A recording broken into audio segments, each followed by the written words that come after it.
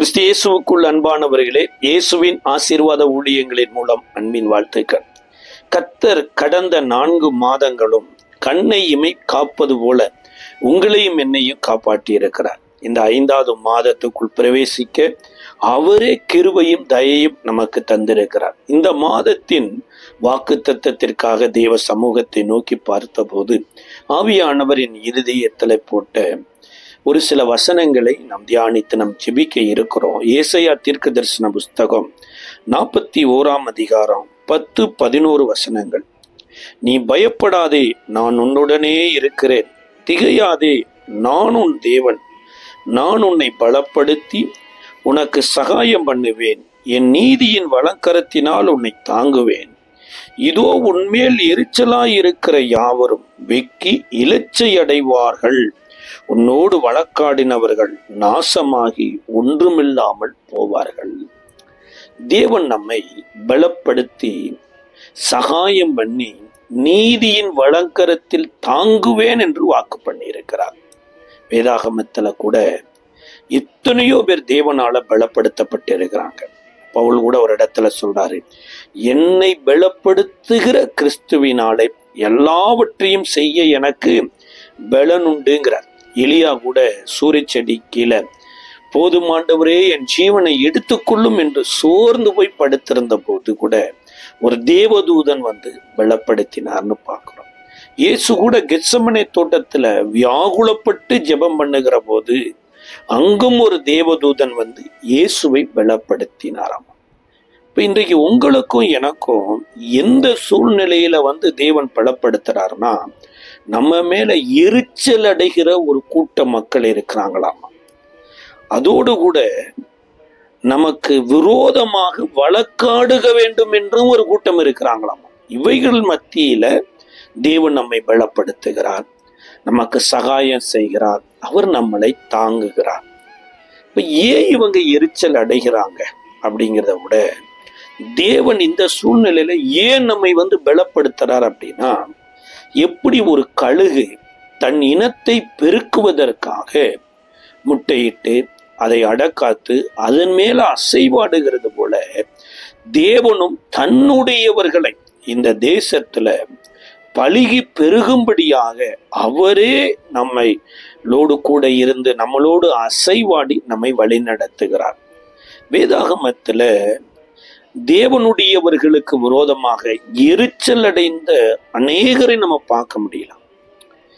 Coin ஆபேல்ல இருந்து பாருங்க, coin ஆபேலின் மேல எரிச்சம் கொண்டாடாம. எப்பொழுது காயின் ஆபேல் மேல எரிச்சல் கொண்டாடினான்னா, பிறந்து வீட்டுல விளையாண்டு கொண்டு இருக்கிற போது இல்லை, அல்லது வீட்டுல அவங்க அம்மா அப்பா வேலை கொடுத்த போது அந்த வேலையை செய்த போது அல்ல. எப்பொழுது தேவ சமூகத்திற்கு வந்து ஆபேலையும் அவன் காணிக்கையும் கர்த்தர் அங்கீகரித்தாரோ அப்பொழுது காயினுக்கு ஆபேலின் மேல் எரிச்சல் வந்தது.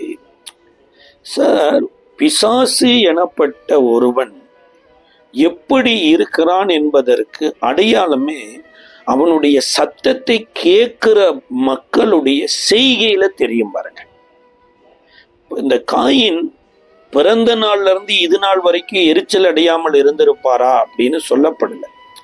ஆனா தேவ சமூகத்திற்கு வந்ததுக்கு அப்புறம் என்றைக்கு ஏவாள் சாத்தானின் சத்தத்தை கேட்டு அந்த கனியை பறித்து புசித்து தன்னுடைய கணவனுக்கும் கொடுத்து இப்படி சாத்தானுடைய அடிமைகளாய் மாறி தேவனை விட்டு பிரிஞ்சு தேவ சமூகத்திலிருந்து துரத்தப்பட்டதற்கு பின்பு பிறந்த இந்த பிள்ளைகளுக்குள்ள 2 செய்கைகளும் இருக்கு. அதாவது தன்னை அப்ரிசியேட் பண்ணுகிற போது அவர்களுக்குள்ள ஒரு மகிழ்ச்சி வருகிறது. ஆனா தான் அப்ரிசியேட் பண்ணல, தன்னுடைய ஸ்தானத்துல வேற யாரையாவது அப்ரிசியேட் பண்ணிட்டா உடனே எரிச்சல் அடைகிறது. இதற்கு காரணம் என்னன்னா, சரியான வழிகாட்டி இல்லாததுனாலதான். ஒரு வழிகாட்டி சரியா இல்லாவிட்டாலும் அல்லது வழிகாட்டி இல்லாவிட்டாலும் அவரவர் தங்கள் வழிகளை தெரிந்தெடுத்து கெட்டு போயிருவாங்களாம். அதே மாதிரிதான் காயினை வழி நடத்த வேண்டிய ஆதாம், காயினை வழி நடத்த வேண்டிய ஏவாள் தேவ சமூகத்திற்கு வழிநடத்தாம போனதுனால இவர்கள் தேவன் அங்கீகரிக்காத பலியை கொண்டு வந்து தேவன் அங்கீகரிக்கவில்லை என்ற போது அங்கீகரிக்கப்படுவதற்கு நான் என்ன செய்யலாம் என்று யாரிடத்திலும் கேட்காம அங்கீகரிக்கப்பட்ட ஆபேலை கொலையே செய்து விட்டார்.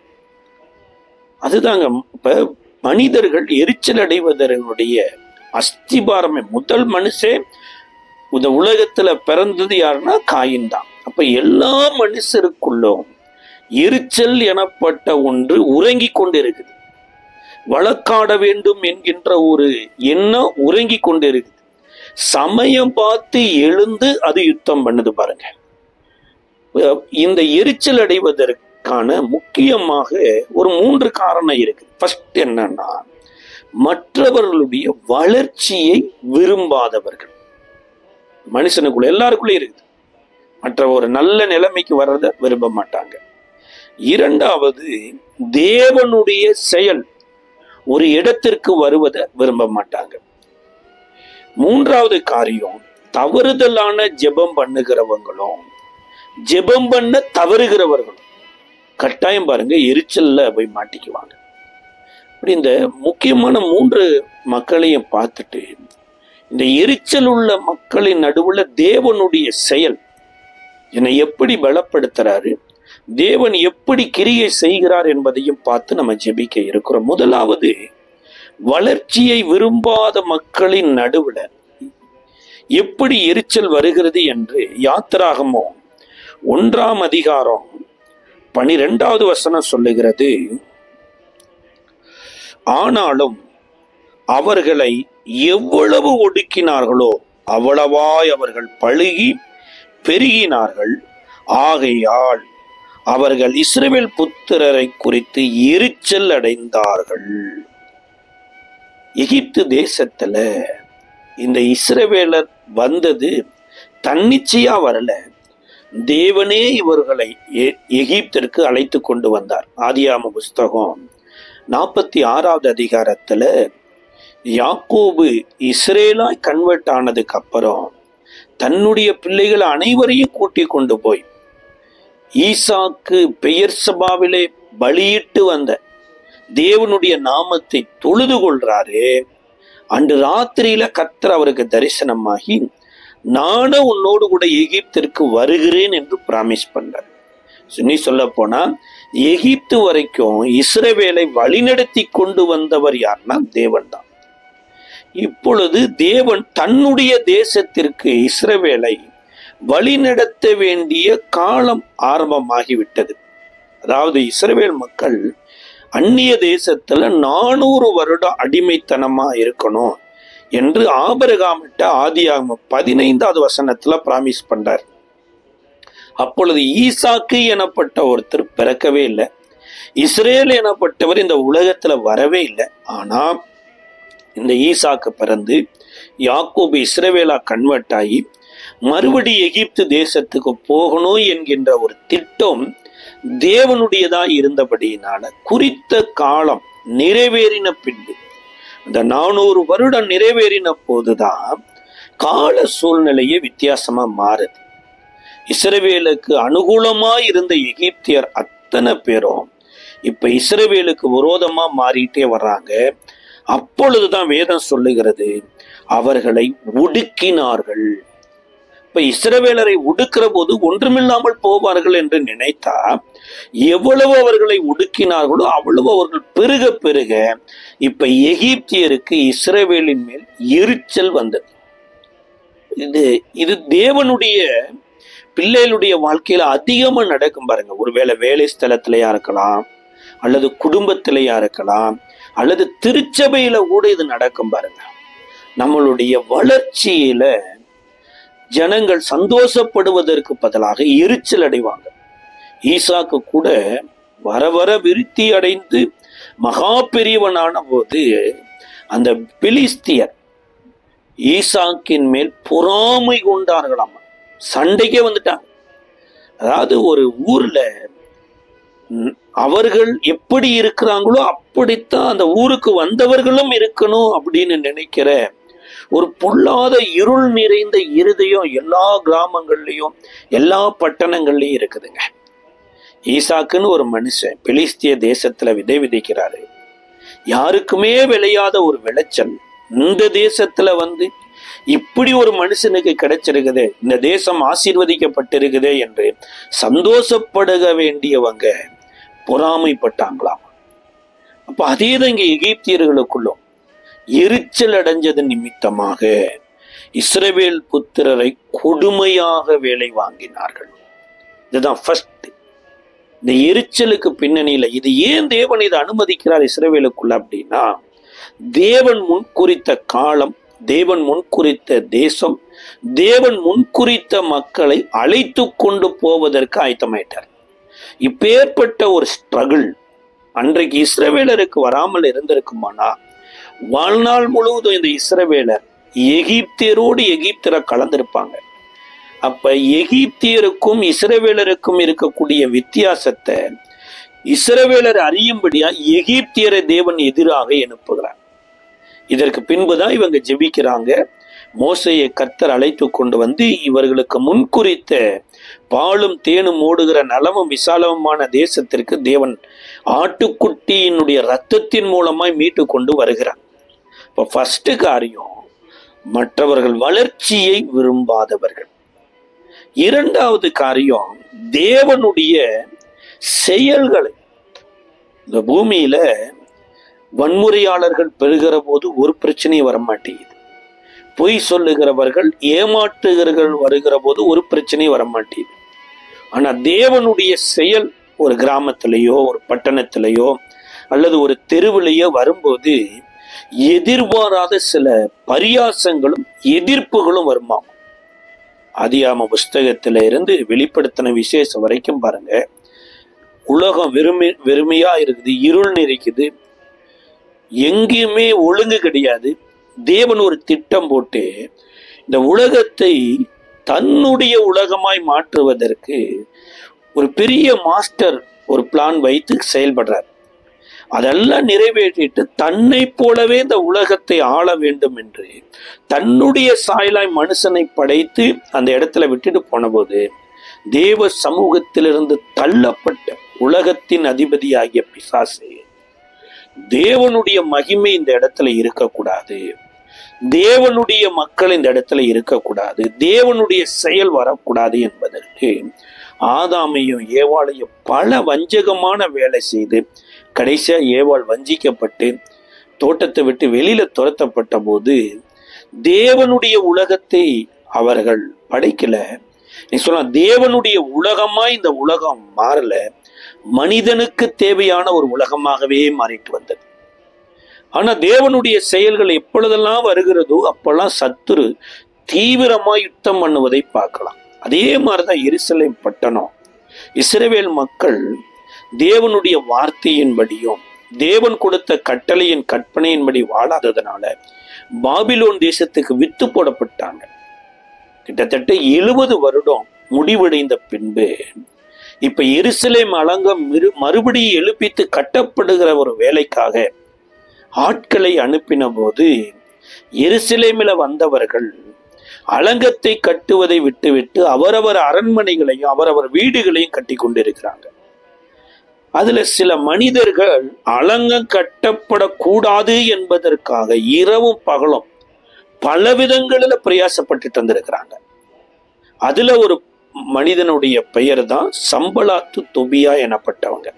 இவங்களை குறித்து நெகேமியாவின் புஸ்தகத்தினுடைய 4ஆம் அதிகாரம் 1 வசனத்திலையும் 7வது வசனத்திலையும் நம்ம பார்க்கிறோம்.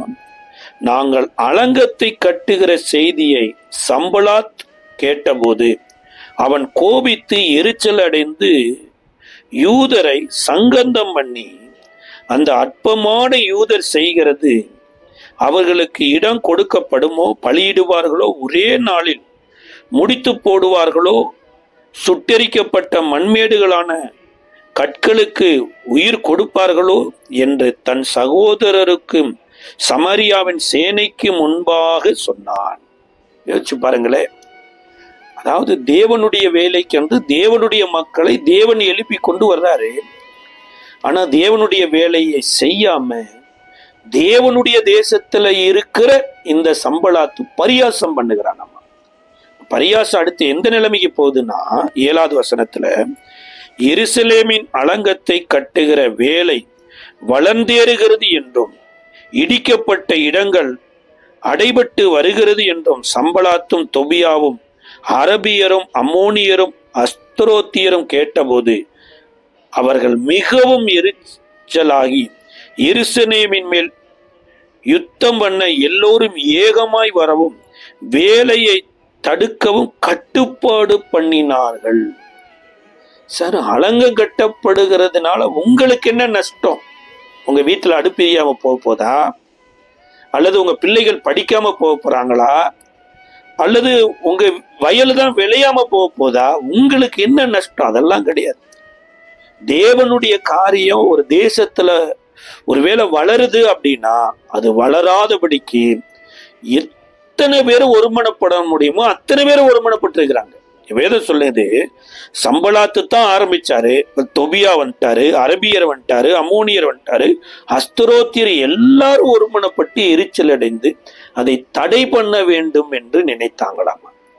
ஆனா கர்த்தர் எப்படி எருசலேமை விட்டு இவர்கள் வெளியே போக வேண்டும் என்று ஒரு சட்டத்தை இயற்றி அதற்காக பாபிலோனிலிருந்து சில ஆட்களை அனுப்பி பாபிலோனுக்கு கொண்டு போனாரோ அதை விட இந்த மறுபடியும் எருசலேம் கட்டப்படணும்னு திட்டம் வச்சுட்டாருன்னா 1000 சம்பளாத்து வரலாங்க, 1000 தொபியா வரலாங்க, அரபியர் வரலாம், அம்மோனியர் வரலாம், அஸ்தரோத்து வரலாம்.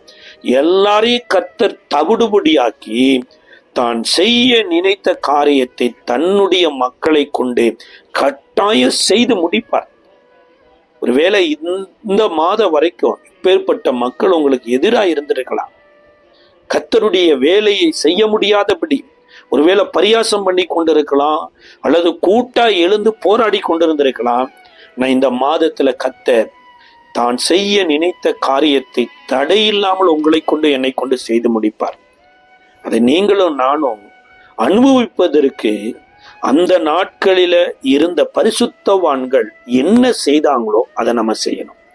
நம்ம போய் சம்பளாத்திட்ட சமரசம் பேசினாலோ தொபியாவின் இடத்துல தோள் கொடுத்தாலோ அவங்க மாறுவாங்கன்னு நினைக்கிறீங்க? கட்டாயம் மாறவே மாட்டாங்க. எத்தோபியன் தன் தோளை மாற்றக்கூடுமானா மாற்ற முடியாது.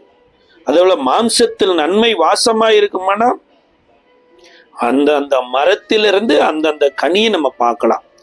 தேவனுடைய தொடர்புல இல்லாம தேவ ஆவியை பெறாம தேவனுடைய செயல்கள் ஒரு மனுஷனிடத்துல நம்ம எதிர்பார்ப்போம்னா ஒரு உலகத்துல பழமொழி சொன்ன மாத்திரதான் உழவு காத்த கிளி மாதிரி ஆயிரும். உழவம் மரத்துக்குள்ள போய் உட்கார்ந்துட்டு உழவங்காய் வந்த உடனே ஒரு கிளி கட்டாயம் இந்த உழவங்காய் பழுக்கும், பழுத்ததுக்கு அப்புறம் சாப்பிடலாம் என்று வெயிட் பண்ணிக்கிட்டே இருந்ததாமா. நாளாயிட்டே இருந்தது. அதே மாதிரி நிறமெல்லாம் உழவங்காயில மாறிச்சு. ஒரு குறிப்பிட்ட நாள் வந்த போது உழவங்காய் உடைஞ்சது பாருங்க. அதுல வந்து கனி வரல, பஞ்சு பஞ்சாத்தான் வந்தது. அதே மாதிரிதான் பரிசுத்த ஆவியை பெறாத மக்கள் தேவனுக்கு சாட்சியாய் இருக்க முடியாது. தேவனுடைய தொடர்புல இல்லாதவர்கள் தேவனுடைய நாமத்தை மகிமைப்படுத்த முடியாது. அப்ப இங்க சம்பளாத்தையும் தொபியாவையும் சமரசம் பண்ணாம நாம என்ன செய்ய வேண்டும் என்று பரிசுத்தவான்கள் நமக்கு முன்மாதிரியா வாழ்ந்திருக்கிறாங்கன்னா, இதே 4வது அதிகாரம் 10வது வசனத்துல 9, 10 அப்பொழுது நாங்கள் எங்கள் தேவனை நோக்கி ஜெபம் பண்ணி அவர்கள் நிமித்தம் இரவும் பகலும் ஜாம காக்கிறவர்களை வைத்தோம். அப்பொழுது யூத மனிதர் சுமைக்காரரின் பலன் குறைந்து போகிறது, மண்மேடு மிச்சமாய் இருக்கிறது, நாங்கள் அலங்கத்தை கட்டக்கூடாது என்கிறார்கள். அப்ப ஜெபத்தையும் தேவனோடு கூட தொடர்பில் இருக்கிற மக்களையும் விழிப்போடு இருக்க வைப்பதற்கு பரிசுத்தவான்கள் அந்த நாட்களில் நமக்கு ஒரு வழிகாட்டிகளா இருந்திருக்கிறாங்க. 3வது காரியங்க, ஜெபிக்க வேண்டிய இடத்துல ஜெபிக்காமல் இருப்பதும் சில தப்பான ஜெபம் பண்ணுவதும் சில எரிச்சலை மூட்டி விடுமாமா. மத்தேயு எழுதின சுவிசேஷ புஸ்தகம் 20ஆம் அதிகாரம் 17 20 வரைக்கும். இயேசு எருசலேமுக்கு போகும்போது வழியிலே 12 சீசரையும் தனியே அழைத்து, இதோ எருசலேமுக்கு போகிறோம், மனுஷகுமாரன் பிரதான ஆசாரியரிடத்திலும் வேத பாரகரிடத்திலும் ஒப்பு கொடுக்கப்படுவார். அவர்கள் அவரை மரண ஆக்கினைக்குள்ளாக தீர்த்து அவரை பரியாசம் பண்ணவும், வாரினால் அடிக்கவும், சிலுவையில் அறையப்படவும் புறஜாதியரிடத்தில் ஒப்பு கொடுக்கப்படுவார்கள். ஆகிலும் 3ஆம் நாளிலே அவர் உயிரோடு எழுந்திருப்பார் என்றார். அப்பொழுது செபதேயுவின் குமாரருடைய தாய் தன் குமாரரோடே கூட அவரிடத்தில் வந்து அவரை பணிந்து கொண்டு, உம்மிடத்தில் ஒரு விண்ணப்பம் பண்ண வேண்டும் என்றாள். இயேசு எருசலேமில் தனக்கு நிறைவேற போகிற பாடு மரணங்களை குறித்து பேசும்படியாய் தன்னுடைய 12 சீசர்களையும் தனியே அழைத்து கொண்டு போனாராம். அதாவது அழைப்பு எனப்பட்டது இந்த 12 சீசர்களுக்கு மாத்திரம் வந்தது. சில சிறு பிள்ளைகளுக்கு கொடுக்கக்கூடிய டேப்லெட், அது சிறு பிள்ளைகளுக்கு தான் கொடுக்கணும். பெரியவங்களுக்கு கொடுக்க வேண்டிய டேப்லெட் அது பெரியவங்களுக்கு தான் கொடுக்கணும். சில நேரம் பாருங்க, பெரியவங்களுக்கு கொடுக்க வேண்டிய டேப்லெட் எடுத்து சிறு பிள்ளைகளுக்கு கொடுத்துட்டோம் அப்படின்னா அது மிகப்பெரிய அபாயத்துல போயிடும். அதாவது மருந்தே பாய்சன் ஆவதற்கு கூட வாய்ப்பு இருக்கு. அப்ப இங்க அழைக்கப்பட்டவர்கள் யார் அப்படின்னா 12 சீசர்கள் தான். அழைப்பே இல்லாமல் வந்து செபதேயுவின் குமாரராகிய யாக்கோபு யோவானுடைய தாயார் வந்து ஜெபம் பண்றாங்க. இயேசு தனக்கு நிறைவேற போற பாடு மரணத்தை குறித்து பேசுறாரு. இந்த பாடு மரணம் ஏன் நடக்குது, இந்த பாடு மரணத்திற்கும் எங்களுக்கும் என்ன தொடர்பு இருக்குது, இதை பற்றி எங்களுக்கு விவரித்து சொல்லுங்கன்னு கேட்கறதுக்கு பதிலா, நீ மரித்து போயிட்டீன்னா கட்டாயம் பரலோகம்னு ஒண்ணு இருக்கும். இந்த பரலோகத்துல ஒரு பக்கத்துல என் இளைய மகனும் ஒரு பக்கத்துல என்னுடைய மூத்த மகனும் இருக்கணும்னு இந்த அம்மா ஜெபம் பண்ணாங்களாம். இந்த அம்மாவோட ஜெபம் பாருங்க, அதை கேட்ட எல்லாருக்குள்ளேயும் எரிச்சல் வந்துருச்சாமா. மற்ற 10 சீசர்களும் எரிச்சல் அடைஞ்சிருக்கிறாங்க. இதை மார்க் எழுதின சுவிசேஷத்துல கொஞ்சம் விளக்கமா எழுதுறாரு. 10வது அதிகாரத்தினுடைய மார்க் 10வது அதிகாரம் 39, 40, 41 அதற்கு அவர்கள் கூடும் என்றார்கள். இயேசு அவர்களை நோக்கி, நான் குடிக்கும் பாத்திரத்தில் நீங்கள் குடிப்பீர்கள், நான் பெறும் ஸ்தானத்தை நீங்கள் பெறுவீர்கள். ஆனாலும் என் வலது பாரிசத்திலும் என் இடது பாரிசத்திலும் உட்காரும்படி எவர்களுக்கு ஆயத்தம் பண்ணப்பட்டிருக்கிறதோ அவர்களே அல்லாமல் மற்றொருவரும் அதை அருளுவது என் காரியம் அல்ல என்றார். மற்ற 10 பேரும் அதை கேட்டு யாக்கோபின் மேலும் யோவானின் மேலும் எரிச்சலானார்கள். பொழுது இயேசு அவர்களை நோக்கி கிட்ட வந்து, புறஜாதியர்களுக்குள்ளே அதிகாரிகளாக எண்ணப்பட்டவர்கள் அவர்களை இருமாப்பாய் ஆளுகிறார்கள் என்றும், அவர்களில் பெரியவர்கள் அவர்கள் மேல் கடினமாய் அதிகாரம் செலுத்துகிறார்கள் என்றும் நீங்கள் அறிந்திருக்கிறீர்கள். உங்களுக்குள்ளே அப்படி இருக்கலாகாது. உங்களில் எவனாகிலும் பெரியவனாய் இருக்க விரும்பினால் அவன் உங்களுக்கு பணிவிடைக்காரனாய் இருக்க கடவான். அதாவது தேவனுடைய ராஜ்யம் எனப்பட்டது எப்படிப்பட்டதுன்னு தெரியல. தேவனுடைய ராஜ்யத்துக்குரியவர்கள் எப்படிப்பட்ட வாழ்க்கை வாழணும்னு தெரியல. ஆனா இயேசு தேவனுடைய ராஜ்யத்தை ஸ்தாபிக்க வந்திருக்கிறாரு. தேவனுடைய ராஜ்யத்தை குறித்து போதித்து கொண்டு வர்றாரு. அவருக்குள்ள இருக்கக்கூடிய கேரக்டர் கொஞ்சம் கூட இவங்களுக்குள்ள வருவதற்கு பிரயாசமே படல. இங்க சொல்லப்பட்டு இருக்குது, பரலோகத்தை விட்டு கீழே இறங்கி வந்து பூலோகத்துல ஒரு சாதாரண ஒரு மனிதனை போல வாழ்ந்து கொண்டிருக்கிறார். சாதாரண மனிதனை போல வாழ்ந்து கொண்டிருக்கிற காட்டிலும் ஒரு அடிமையை போல வாழ்ந்து கொண்டிருக்கிறார். இதுதான் தேவனுடைய ராஜ்யம். தேவனுடைய ராஜ்யத்துல நம்ம இப்படித்தான் வாழணும் என்பதற்கு வாழ்ந்து காண்பித்து போதித்து கொண்டு வருகிறார். ஆனா இவங்க இந்த பூலோகத்துல எப்படி ராஜ்யம் இருக்குமோ அதே மாதிரிதான் தேவனுடைய ராஜ்யமும் இருக்குன்னு நினைச்சிட்டு தங்களில் எவன் பெரியவன் என்கின்ற ஒரு போட்டி பொறாமை வந்து எரிச்சலை அடைந்து விட்டாங்களாம். யோசிச்சு பாருங்களேன். இதற்கு வழிவகுத்தது யார் அப்படின்னா அந்த செபதேயுவினுடைய மனைவி யாக்கோபு யோவானுடைய தாயார் தான். அப்ப ஜெபிப்பது தவறுதல் அல்ல. தவறுதலாய் ஜெபிக்கிறவர்கள் கட்டாயம் சரியான ரிசல்ட்டை கொண்டு வர மாட்டாங்க. இப்ப ஜெபம் எனப்பட்டது எப்படி இருக்கணும் அப்படின்னா முதல்ல ஜெபிக்கிறவங்க எப்படி இருக்கணுங்கிறதான் பைபிள் சொல்லுது. அன்றைக்கு யோவான் சானகன் கூட தன்னுடைய சீசர்களுக்கு ஜெபிக்க கற்றுக் கொடுத்தது போல இயேசுவே நீரும் எங்களுக்கு ஜெபிக்க கற்றுத்தாரும் என்று சொல்லி இயேசுவின் இடத்துல வந்து சீசர்கள் கேட்கிறாங்க. ஆனா இயேசு கற்றுக் கொடுக்க விரும்பினது வேற, ஆனா இவங்க கற்றுக்கொள்ள விரும்பினது வேற. ஆனாலும் இவங்க விரும்பினாங்களேன்னு சொல்லி ஆண்டவர் அங்க அருமையான ஒரு ஜெபத்தை கற்றுக் கொடுக்கிறார். என்னன்னா ஜெபிக்கிறதுக்கு முன்னாடி அவர் தேவன், நீங்கள் மனிதர்கள் என்கின்ற உறவுல ஜெபிக்காதீங்க. அவர் பரமண்டலங்களில் இருக்கிற உங்கள் பிதா, நீங்கள் அவருடைய பிள்ளைகள், ஒரு உறவுக்குள்ள வாங்க. அப்பாவினுடைய வீடு பரலோகத்துல இருக்குது. அந்த அப்பாவினுடைய வீடு பரலோகத்துல எப்படி இருக்குதோ அதே மாதிரியே பூலோகத்திலையும் பிள்ளையினுடைய வீடு இருக்கணும் என்று முதலாவது அப்பாவினுடைய வீட்டை போல மாறணும் அப்படிங்கிறதுக்கு கற்றுக் கொடுக்கிறார். ஆனா அவர் கற்றுக் கொடுக்க விரும்பின காரியத்தை குறித்து மத்தேயு 11வது அதிகாரத்துல சொல்றாரு, வருத்தப்பட்டு பார சுமக்கிறவர்களே எல்லோரும் என்னிடத்தில் வாருங்கள், நான் உங்களுக்கு இளைப்பாறுதலை தருகிறேன். நான் சாந்தமும் மனத்தாழ்மையுமாய் இருக்கிறேன். என்னிடத்தில் வந்து கற்றுக்கொள்ளுங்கள், அப்பொழுது உங்கள் ஆத்துமாவுக்கு இளைப்பாறுதல் உண்டாகுங்கிறார். ஜெபத்தை கற்றுக் கொடுக்கணுங்கிறது தேவ சித்தம் இல்லைங்க. சாந்த குணத்தை கற்றுக் கொடுக்கணுமாமா, மனத்தாழ்மையை கற்றுக் கொடுக்கணுமா. இது இயேசுவினுடைய விருப்பம். ஆனா இவங்க கேட்டது நிமித்தமா கற்றுக் கொடுத்தார். இப்படி ஜெபத்தை கற்றுக்கொண்டவங்க கெத்சமனே தோட்டத்துல இவர் வியாகுலப்பட்டு ஜெபம் பண்ணிட்டு இருக்கிறாரு. நீங்க பிரேயரை கற்றுக்கொண்டு வந்தவங்க அவரோட கூட கோஆபரேட் பண்ணி பிரேயர் பண்ணிருக்கமா பண்ணிருக்க கூடாதா? ஜெபம் பண்ணலைங்க. இதனுடைய ரிசல்ட் என்ன தெரியுங்களா?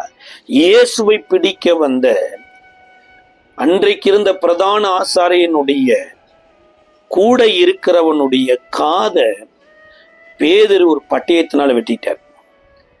அதாவது இவருடைய சித்தம் வேற, ஜெபிக்காதவர்களுடைய சித்தம் வேற.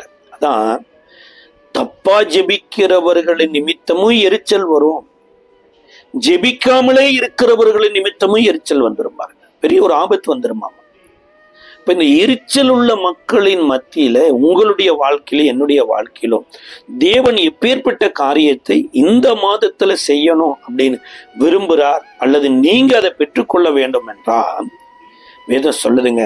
1 சாமுவேலின் புஸ்தகம் 18வது அதிகாரத்துல தாவீதை குறித்து எருசலேமின் ஸ்திரீகள் ஒரு முறையாய் பாடுகிறாங்க. அந்த பாடலை குறித்து சொல்லப்பட்டிருக்கிறது 1 சாமுவேலின் புஸ்தகம் 18வது அதிகாரம் 6, 7, 8 வசனங்களில தாவீது பெலிஸ்தேனை கொண்டு திரும்பி வந்தபோது ஜனங்கள் திரும்ப வரும்போது ஸ்திரீகள் இஸ்ரவேலின் சகல பட்டணங்களிலுமிருந்து ஆடல் பாடலுடன் புறப்பட்டு மேளங்களோடும் கீத வாத்தியங்களோடும் சந்தோஷமாய் ராஜாவாகிய சவுலுக்கு எதிர்கொண்டு வந்தார்கள். அந்த ஸ்திரீகள் ஆடி பாடுகையில் சவுல் கொன்றது 1000, தாவீது கொன்றது 10,000 என்று முறையாக பாடினார்கள். அந்த வார்த்தை சவுலுக்கு விசனமாயிருந்தது. அவன் மிகவும் எரிச்சல் அடைந்து, தாவீதுக்கு 10,000 எனக்கு 1000 கொடுத்தார்கள், இன்னும் ராஜ்யபாரம் மாத்திரம் அவனுக்கு குறைவாய் இருக்கிறது என்று சொல்லி அந்நாள் முதற்கொண்டு தாவீதை காய்மரக்காரமாய் பார்த்தான். இத வசனம் சொல்லுது பாருங்க. பெலிஸ்தீனின் நிமித்தமாய் சகல இஸ்ரவேலும் பயந்து நடுங்கி கொண்டிருந்தாங்க. இப்ப தாவீது வந்ததுக்கு அப்புறம் இவரு தான் அனுப்புனார். இந்த சவுல் தான் பெலிஸ்தனாகிய கோலியாத்தை கொன்று இஸ்ரவேலுக்கு இருக்கக்கூடிய பயத்தையும் நிந்தையை நீக்கு என்று அனுப்பினார். இப்ப வெற்றியோடு திரும்பி வருகிறது போது நீங்க அனுப்புன ஒரு ஆளுக்கு இப்படிப்பட்ட ஒரு வெற்றி வந்துருச்சுன்னு நீங்க சந்தோஷப்படுவதற்கு பதிலா இந்த சவுலுக்குள்ள ஒரு எரிச்சலின் ஆவி கிரியை செய்ததாமா. இந்த எரிச்சலின் ஆவி நாளுக்கு நாள் என்ன ஆயிட்டுன்னா அது பொல்லாத ஆவியாய் மாறி 10வது வசனம் சொல்லுது, மறுநாளிலே தேவனால் விடப்பட்ட பொல்லாத ஆவி சவுலின் மேல் இறங்கிற்று. அவன் வீட்டிற்குள் தீர்க்க தரிசனம் சொல்லிக் கொண்டிருந்தான். அப்பொழுது தாவீது தினந்தோறும் செய்கிறபடி தன் கையினால் சுரமண்டலத்தை வாசித்து கொண்டிருந்தான். சவுலின் கையில் ஈட்டி இருந்தது. அப்பொழுது சவுல் தாவீதை சுவரோடு சேர்த்து உருவ குத்தி போடுவேன் என்று ஈட்டியை அவன் மேல் எறிந்தான். ஆனாலும் தாவீது விலகி 2 தரம் அவனுக்கு தப்பித்தான். சவுலினுடைய வீட்டுல தாவீது இருக்கிறாரு. பெலிஸ்தியனிடத்திலிருந்து இஸ்ரவேலை காப்பாத்தினவரு இப்ப சவுலினிடத்திலிருந்து தன்னை காப்பாற்றும்படியான ஒரு வேலைக்கு இறங்க வேண்டிய சூழ்நிலை ஆயிட்டு. இது மாத்திரம் இல்லைங்க, தன்னுடைய மகளை திருமணம் முடிச்சு கொடுக்கிறேன், அதுக்கு பெலிஸ்தியருடைய 100 நுனித்தோலை எனக்கு வேணும்னு கேட்கிறாரு. ஒரு ராஜா கேட்கிறாரே என்று தன் உயிரையும் பணை வைத்து 100 நுனித்தோலை எடுத்துட்டு வர்றாரு. இதுக்கப்புறம் மகளை திருமணம் முடிச்சு கொடுத்ததுக்கு அப்புறம் இந்த சவுலுக்குள்ள இருந்த அசுத்தாவி தாவீதை கொலை செய்ய வேண்டும் என்றே தீவிரித்து கொண்டிருந்ததாமா. 19வது அதிகாரத்துல தாவீதுடைய மனைவியாகிய மீகாலுக்கு தெரிய வந்து தாவீதை தப்பு வச்சு அனுப்பிச்சிட்டாங்க. அப்ப இந்த பரிசுத்தாவியை பெற்றிருக்கிற தேவனுடைய பிள்ளைகளுக்கு விரோதமாக அசுத்தாவியில நிறையப்பட்டிருக்கிற அசுத்தாவினால் ஆக்கிரமிப்பட்டிருக்கிற மக்கள் கட்டாய எரிச்சல் அடைவாங்க. இந்த எரிச்சல் வருகிற போது நாம என்ன செய்யணுங்கிறது அங்க வேத சொல்லுதுங்க. அன்றைக்கு நெகேமியா சம்பலாத்து தொபியாவும் எரிச்சல் அடைந்து யுத்தம் பண்ண வருகிற போது தேவனை நோக்கி பார்த்து விழிப்பாய் இருக்கிறவர்களை எழுப்பினார். இங்க தாவீது தனக்கு விரோதமாய் எரிச்சலாய் இருக்கிற சவுல் அறிந்ததுக்கு அப்புறம் தன்னை அபிஷேகம் பண்ணின சாமுவேலின் அடைக்கலத்துல போறார்.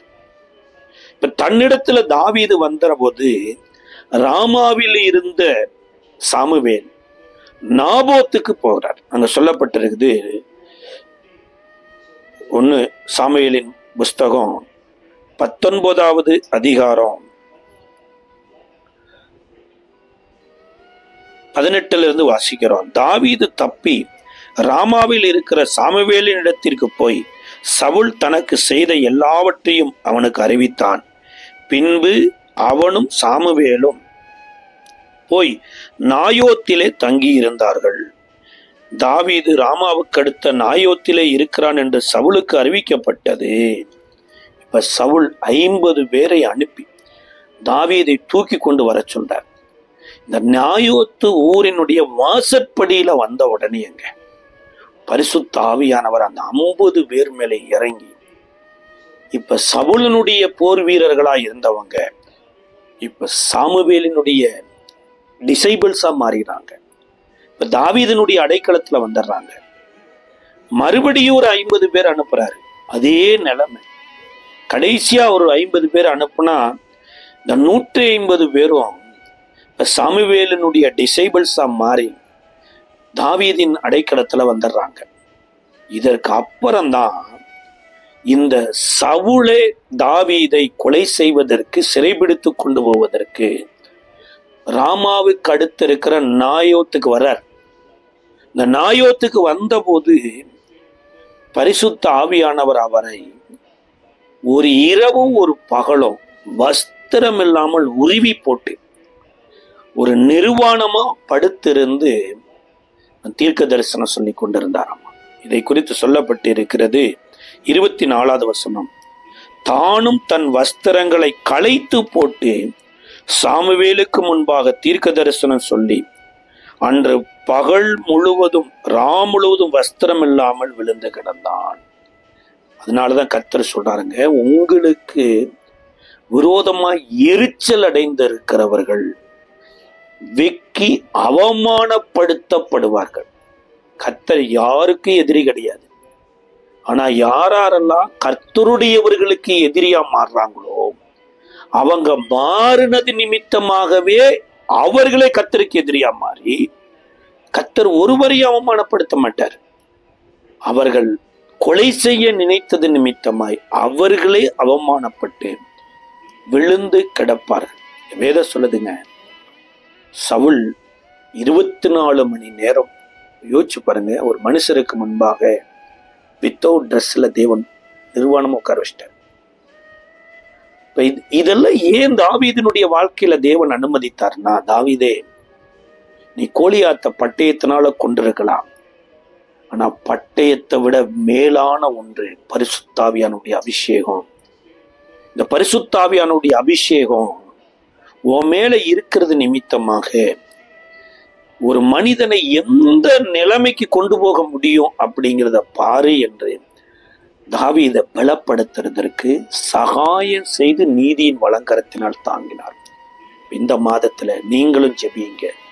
ஒருவேளை உங்களை எதிர்க்கிற மனிதர்கள் பெரிய ஆளா இருக்கலாம், எதிர்க்கிற மனிதர்கள் கையில் இருக்கிற ஆயுதம் பெரிதா இருக்கலாம். ஒருவேளை நீங்க அவர்கள் பார்வையில உங்களுடைய பார்வையிலே நீங்க ஒருவேளை அற்பமாக பார்க்கப்படலாம். ஆனா உங்கள் மேல் வைத்திருக்கிற தேவனுடைய அபிஷேகம், உங்கள் மேல அசைவாடி கொண்டிருக்கிற ஆவியானவர் உலகத்துல மனிதர்களே இல்லாத போது உலகத்தை தன்னுடைய கட்டுப்பாட்டில் வைத்திருந்த ஆவியானவர். தாவீது அபிஷேகத்துக்குள்ள தன்னை அடக்கி கொண்டதுனால அவருக்கு எதிராய் வந்தவர்களை எல்லாம் இந்த அபிஷேகம் அடக்கி ஆண்டது. இந்த மாதத்துல கர்த்தர் உங்களுக்கு ஸ்திரப்படுத்த போறார். ஸ்பிரிச்சுவல் ஸ்ட்ராட்டஜில அடுத்த லெவலுக்கு கர்த்தர் உங்களை கொண்டு வர போறார். உங்களுக்கு ஒரு சகாயத்தை செய்வார். அன்னைக்கு தாவீதுக்கு சகாயம் செய்ய ஒரு சாமுவேல் இருந்தது போல உங்களுக்கென்று அடைக்கலம் கொடுக்கறதுக்கு கர்த்தர் பூமியில பரிசுத்தவான்களை வச்சிருக்கிறார். அது மாத்திரமல்ல, தேவன் தாங்குவார். யாருமே என்னை இந்த சம்பவத்துல தப்பு வைக்கவே முடியாது நினைக்காதீங்க. தேவனுடைய பலத்த கரம், நீதியின் கரம் அது உங்களை தாங்கும். ஜெபிக்கலாமா? கிருபை நிறைந்த நல்ல ஆண்டவரே, இயேசுவின் நாமத்தின் நன்றியோடு ஸ்தோத்தரிக்கிறோம்.